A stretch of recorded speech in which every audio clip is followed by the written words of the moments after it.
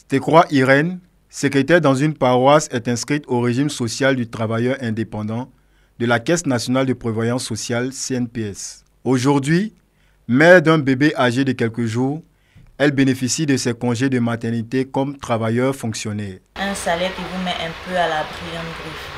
Voilà, donc je peux dire que grâce à l'inscription à la CNPS, le salaire est un peu consistant et on bénéficie de certains bienfaits de la CNPS. Dans mon cas, par exemple, le congé de maternité. Selon les données de la CNPS, en Côte d'Ivoire, environ 90% des travailleurs ne bénéficient pas de protection sociale, car exclus du champ d'application des régimes d'assurance sociale. Pour faire face à cette situation, la CNPS a mis en place le régime social du travailleur indépendant. Il s'agit de lutter contre la précarité des travailleurs non fonctionnaires. Ces personnes bénéficient de prestations en termes d'indemnité journalière, c'est-à-dire en termes de revenus en espèces, qui leur permet de continuer d'avoir un revenu, même en cas d'incapacité. Il suffit juste de produire soit une pièce d'identité, donc la CNI pour les Ivoiriens, ou la carte consulaire pour les non-Ivoiriens, ou à défaut de produire un permis, ou encore un passeport, ou encore la carte CENAM, CEMU, ou encore une attestation d'identité, ou tout autre document, un jugement supplétif, une lettre de naissance, tout document qui nous permet nous, de pouvoir avoir les éléments d'identité du travail indépendant. Et cette base, nous procédons à l'enrôlement. Et quelques jours plus tard, le travail indépendant reçoit son numéro d'immatriculation via SMS ou email. Et à partir de là, il peut maintenant lui-même librement et à son rythme commencer à procéder à ses cotisations. Pour Stekroa Irène, le régime social du travailleur indépendant de la CNPS est une réalité et encourage les potentiels concernés à s'inscrire.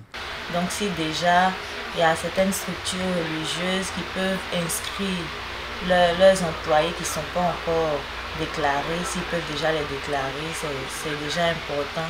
Ça va eux-mêmes les arranger. Le monde rural est également concerné par cette couverture sociale. Concernant le monde rural, l'agence de Boaké a initié une opération qui a débuté pendant la période de Pâques 2024, qu'on a dénommé Pâques et Nuit offert. Pendant cette opération, nous avons sillonné les localités de Diabo, de Botro et de Bodogo. Il s'en est suivi, avec l'appui du préfet du département de Sakasso, une opération dénommée Walebo, qui a débuté au cours du mois d'avril et qui s'est poursuivie en mai et juin. Et ces deux opérations cumulées nous ont permis de pouvoir enrôler dans le monde rural environ 4000 personnes. Ce sont des personnes à qui nous avons expliqué les biens fondés de ce système-là et qui se sont fait enrôler. Des difficultés demeurent vu l'ignorance des populations. Surtout que le travail indépendant, c'est difficile pour lui de quitter son service, son lieu de travail, et puis se rendre à la CNPS ou à la banque pour faire un paiement. Nous faisons la promotion surtout des moyens de paiement par mobile money. Pour nous, c'est beaucoup plus aisé, avec des syntaxes assez faciles pour le travail indépendant, qui peut lui permettre, là où il est facilement, pouvoir procéder à ces paiements.